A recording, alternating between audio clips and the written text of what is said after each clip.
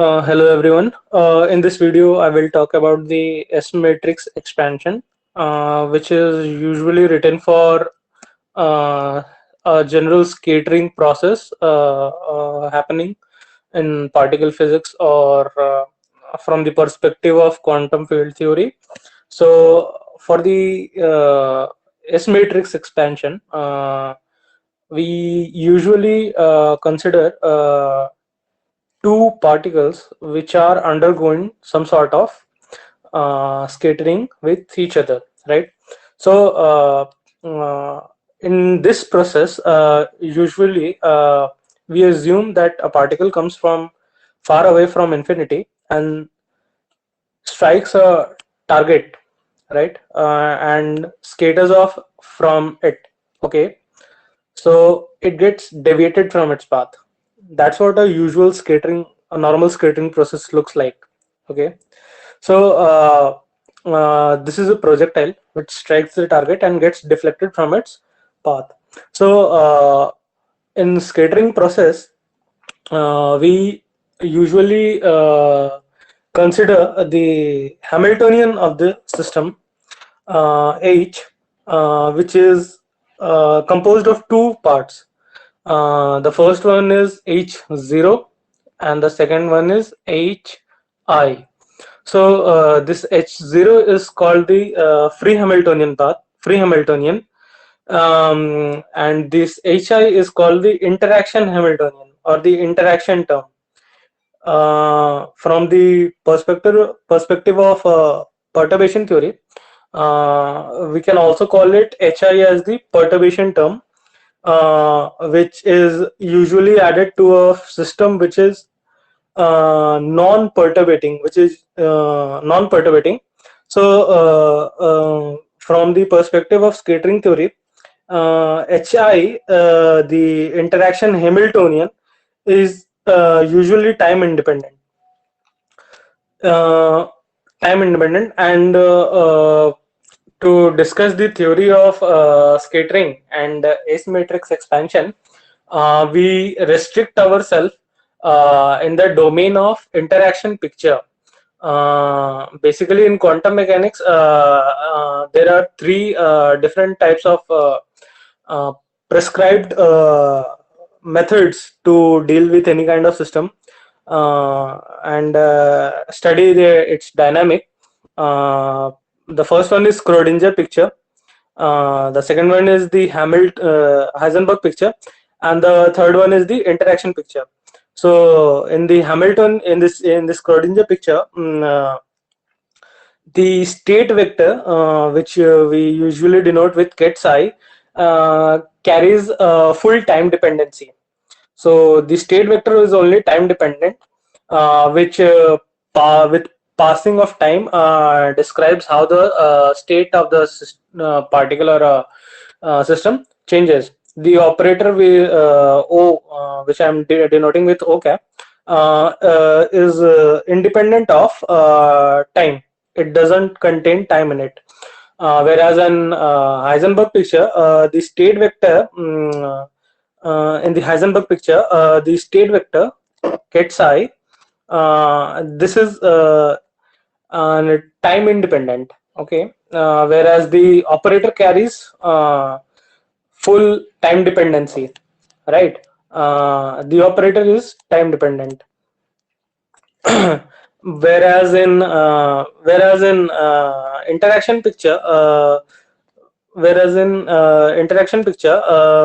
both our state vector and the operator, they both carry time dependency, and their dynamics describes how the system changes and how it behaves with continuously passage of time as we move forward in time. So for the scattering process, interaction picture, or some books also call it intermediate picture, the interaction picture is the best way to get an insight of what actually happens in any kind of scattering process. So consider a general scattering process of two particles which interact via some sort of exchange of particle or something. So suppose at time t is equal to minus of infinity, we have some target over here, and a projectile comes far away from infinity towards this target. So what does this t is equal to minus infinity means? uh, it is long before the scattering process had happened. So at very far away, the interaction between these two particles is considered is very negligible and not very much pronounced. But as we move in for time, the projectile come close to the target, and it interacts with it, interacts with it. So after the interaction had happened, suppose at time t is equal to some t prime second, the interaction had happened, and after the interaction, the projectile scatters off from the target through some angle. It deviates from its actual path, right? So now as we move, as we see, for any time t prime, which is much greater than, which is greater than, and t prime which is greater for any time t which is greater than t prime, the scattering process had already happened, and the particles now fly away from each other. Okay, so what we have to do, we see, before the scattering process, the particle will be in some state, suppose call it ket I, and after the scattering process, the particle will be in some another state, ket F. So what does this S matrix expansion does? It tries to establish the relation between the initial state of the particle, which is before the scattering, to the final state of the particle which it acquires after the scattering had happened. So restricting ourselves in the interaction picture, we start with the time dependent Schrodinger wave equation, which goes like iota d over dt of ket phi, which is already obviously time dependent, is equal to the interaction Hamiltonian hi with ket phi. Okay, so a genuine question arises: why do we not consider H0 or the free Hamiltonian? Basically, the free Hamiltonian is the time independent Hamiltonian, and it doesn't contribute to the dynamics of the system as the system progresses in time. So the interacting Hamiltonian hi, that contains time dependency, and this is only used to solve the Schrodinger equation, which later on, when we plug in into this Schrodinger wave equation, gives the state of the system after a considerable time t. That's why we consider only the interacting Hamiltonian to solve the Schrodinger wave equation, the time dependent Schrodinger wave equation. So now consider that at times or certain time, we switch off the in interacting or the perturbating Hamiltonian. So if we switch off the perturbating Hamiltonian, then it goes to 0. But if we plug this interacting Hamiltonian in time dependent Schrodinger wave equation, so what does it look like? Iota h cross d over dt of ket psi is equal to 0 into ket psi, right? So this right hand side of the equation goes off to 0. So what we see, the derivative, the time derivative of this ket psi comes out to be 0. This implies that the ket psi should be constant in time, should be constant, right? Because its time derivative is 0. So this ket psi becomes our constant with passage of time. So let this all sort of switching of interacting Hamiltonian and the ket psi which we got, let all this happen at certain instance t is equal to t initial. Okay, so obviously this ket psi t is a valid wave function which describes how our system change that remains constant, and it surely and it should always follow the normalization condition, which means ket bra phi with ket phi should equal to 1, or you can call it constant a something, whatever it should be, right? Now suppose we call this as initial state. Ket I is equal to ket phi at time t is equal to t at certain time. So now suppose this is our target and this is our projectile. So now the projectile hits the target and scatters off. Okay, at a later time t, if I draw a time scale over here, okay, so if I draw a time scale over here, at a later time t, the particle will be somewhat here, right? So after the scattering, the state of the particle changes, and so let us call it ket f. Okay, so this ket f also carries time dependency, because after the scattering had been done, the particle goes far away from the target, and it it may exist in any kind of final state f, which we right now don't know. Okay, so what we will do, we will try to connect this final state with the initial state, which will give us an how does this entire scattering process had went on, and how does the dynamics of the particle is changing.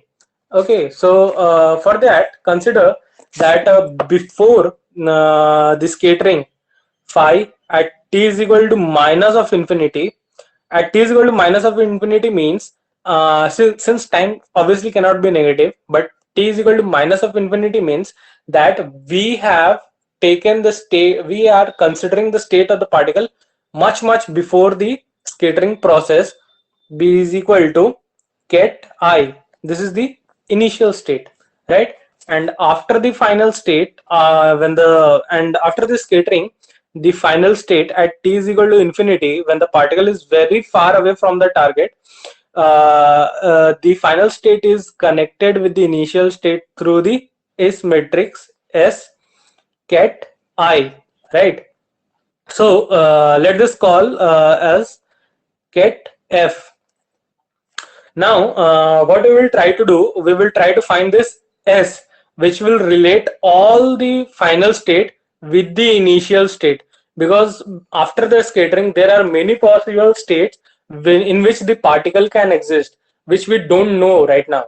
So the S matrix, what the S matrix does, it all the final states are embedded in it, and the S matrix extracts all the final state from S matrix extract all the final states, and gives us an idea in which of one of the final state we can find our particle after the scattering had happened. So at a later time t, and from the basic of quantum mechanics, we know that if you have a state vector psi, it can be expressed as a linear combination of many wave functions phi n, where Cn is the contribution of the wave vector phi n, and this n goes to 0 from 0 to infinity, right? So what we will using this general idea, we can express this final state f as a linear combination of many states multiplied with the respective probability or amplitude in which we can find them. So that is called SFI with ket f, right? And this is summation is carried over f. So our final state can be is now written as a linear combination of many of the final states which are possible after the scattering, and SFI is the respective amplitude of each one of the final states, right? And obviously this final state ket f is a proper wave function which tells about the dynamics of the particle after the scattering had been done, after the scattering had happened, right? So from the idea summation of SFI, summation of SFI square is equal to 1, because sum of all the squares of the probability should add up to 1, right? Now what we will do, we will solve the time dependent Schrodinger wave equation in order to calculate the, and is not usually pretty much straightforward, but this iterative technique, and we can express the solution in terms of an integral to calculate the final state, right? So if you for convenience, I am writing the time dependent Schrodinger wave equation over here. Iota h cross d over dt ket phi is equal to the interacting Hamiltonian with ket phi, right? So to get a total picture of the scattering process and the state after the scattering had happened, we need to solve this. We need to solve this entire time-dependent Schrodinger wave equation. But there is one iterative technique which we will use to solve. So for a later time t, the wave vector phi as a function of time, I should write it more clearly. Yes, and now the wave vector phi as a function of time is usually written as a combination of the initial state plus minus of iota integration the interacting Hamiltonian, which is obviously time dependent part, and wave function phi1 at time t1, integration carried over minus infinity to time t d t1. So what does this mean actually? If you see, this is our final wave vector, final wave vector ket psi t, which describes our state of the system after the scattering. But this cannot be solved because it contains a wave function phi1 of t1. What does this mean? This phi1 of t1 is a state which is in which is in somewhere between uh, mm, much before the scattering to time where after the scattering had happened, right? So it starts from minus infinity and it goes to some time t. So our phi1 is t is some state which lies somewhere between this limit, this time interval, right? So what we do, we use the idea of iteration technique. If you imagine, right, a long time before the scattering, suppose the scattering had happened at this point. Suppose we are looking at the system at this point, much before the scattering had happened. Then in that case, our phi of t will go to 0, because in that case the idea of getting a final state becomes absurd, we cannot get a final state of the system even when the scattering had not happened, right? That's why in that case phi of t goes to 0. So in that case phi 1 of t takes the form of the initial state of the system, right? So using this idea, using this we put phi 1 of t1 phi 1 of t1 as ket I, right? I should write it more clearly. I should do this. Yeah. In that case, phi 1 of t1 takes the form of ket I, right? And we put it here and then solve the integration to get phi of t. But at a later time, the state again changes and we again put phi of t something else back into this equation to get another phi of t. In this case, in this way, we proceed to form a set of integration using a repeated iterative method to get a final state, right? So what we can write from this iterative technique is phi of t, which is the uh, scattering after time t is equal to the initial state I plus minus of iota integration minus of infinity to plus infinity to t dt1, the interacting Hamiltonian, and ket I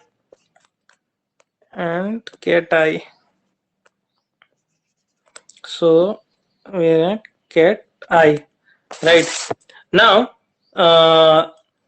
once we get this phi t, we will put this phi of t again here to solve this integration and get the second order correction in the wave function ket phi t, right? So if we repeat this integration process, this entire iteration process for n number of times, where n goes to infinity, then we get a total state of the system, which involves the final state, which involves the initial state ket I, with some sort of coefficients and the interacting Hamiltonian, right? So the total wave function phi of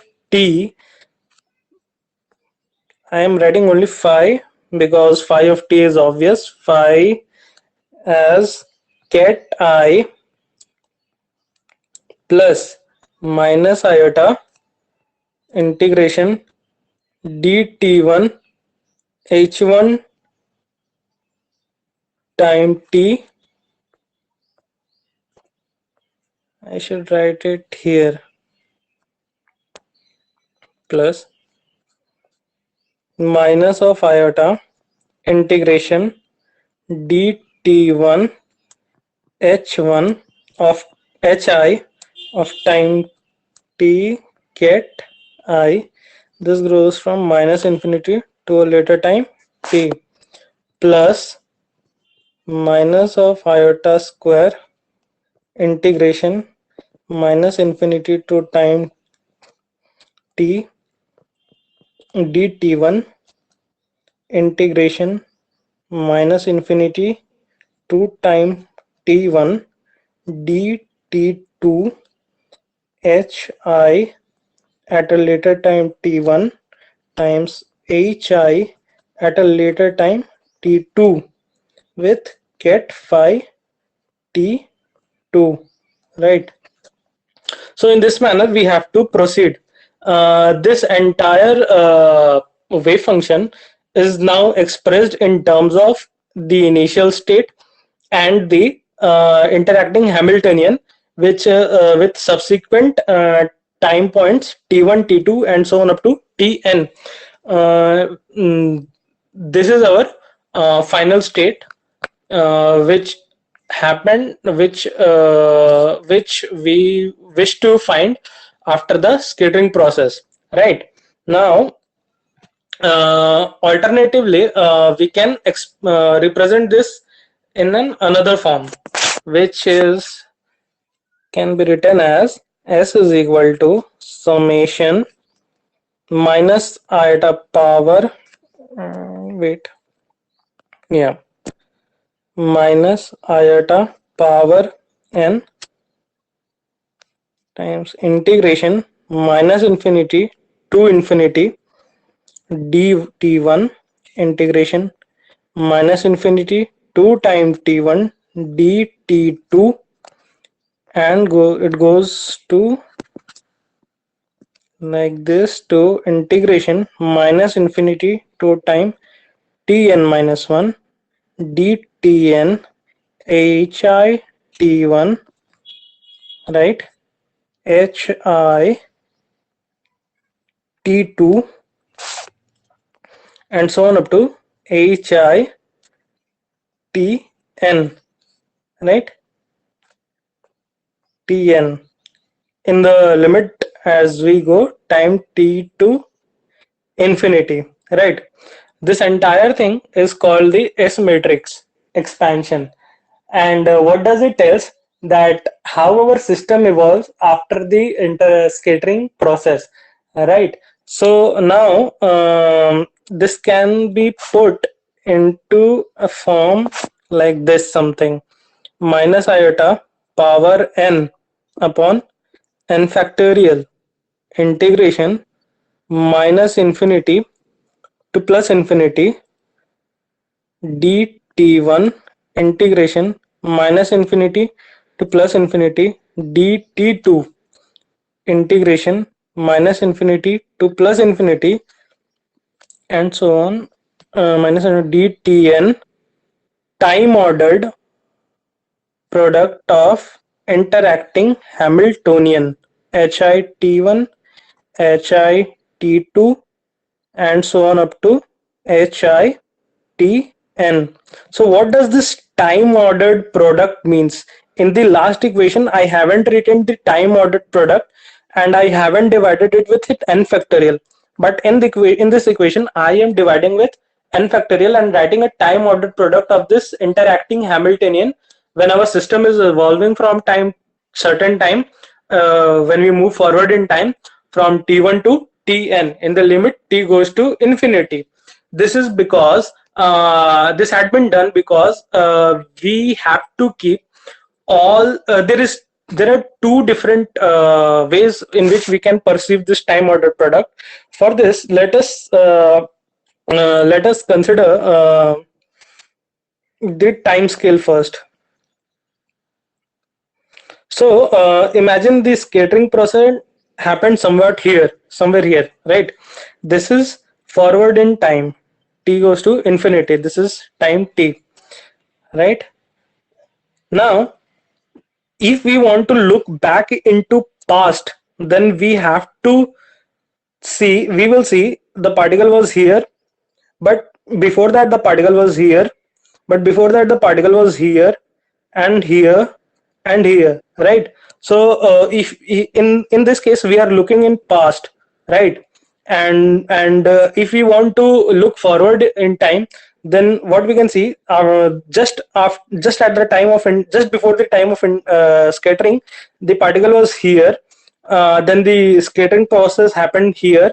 Now the particle goes in the forward direction, here, here, then it goes to here, and then it goes to here.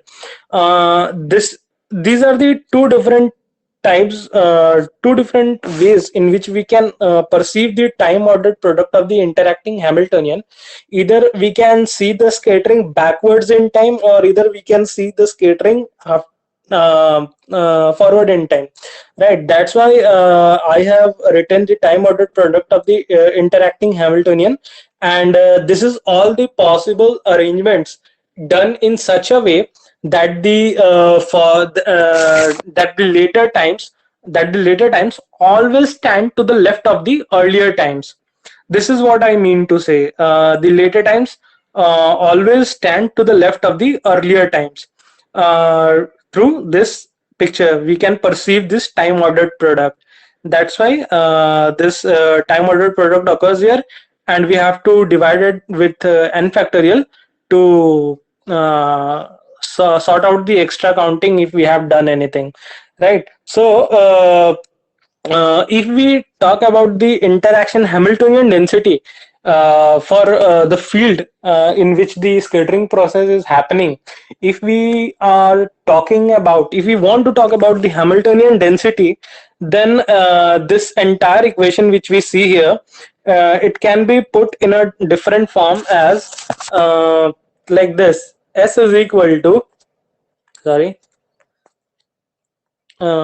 S is equal to summation minus iota power n upon n factorial, right?